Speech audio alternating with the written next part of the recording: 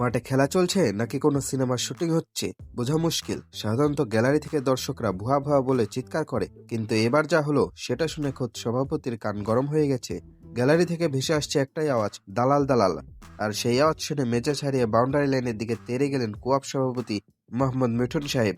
আজকে আমরা দেখব সেই ঐতিহাসিক দৌড় এবং তার পেছনের আসল কাহিনী। ঘটনাটা কল্পনা করুন, ভিআইপি বক্সে বসে খেলা দেখছেন বড় বড় কর্তারা। হঠাৎ গ্যালারির এক কোণা থেকে শুরু হলো কোরাস গান। কোনো রোমান্টিক গান না ভাই, সরাসরি আক্রমণ।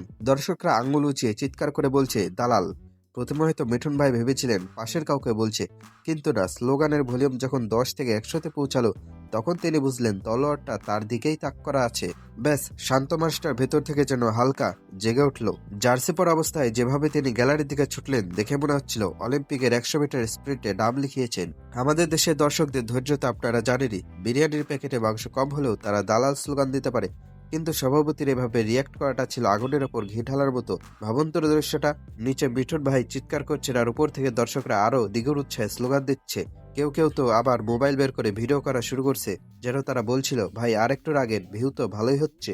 মজার ব্যাপার হলো, সভাপতিকে থামাতে যখন সিকিউরিটিরা আসলো তখন মনে হচ্ছিল মাঠের খেলার চেয়ে সাইড লাইনের এই কুস্তি দেখতে মানুষ বেশি আগ্রহী। আসলে ক্রিকেট বা ফুটবলের বর্তমান অবস্থা নিয়ে দর্শকদের মনে অনেক চাপা ক্ষোভ ছিল। সেই ক্ষোভের বহিঃপ্রকাশ এই দালাল স্লোগান। তবে মিঠুন সাহেবের এই তেড়ে যাওয়াটা ছিল একদম যাকে বলে আউট অফ সিলেবাস। সোশ্যাল মিডিয়ায় ট্রল তো শুরু হয়ে গেছে ইতিমধ্যে। কেউ বলছে তিনি জিম করতে ভুলে গিয়েছিলেন তাই মাঠে দৌড়ে দিলেন, আবার কেউ বলছে তিনি দর্শকের সাথে সরাসরি মিট অ্যান্ড গ্রিট করতে চাচ্ছিলেন। মাঠে খেলা হারলে দর্শক গালি দিবে, এটা পূর্ণ নিয়ম। কিন্তু সভাপতির এভাবে মেজাজ হারানোটা কি ঠিক ছিল, নাকি দর্শকদের ব্যবহার সীমা ছাড়িয়ে গেছিল? আপনার কি মনে হয়?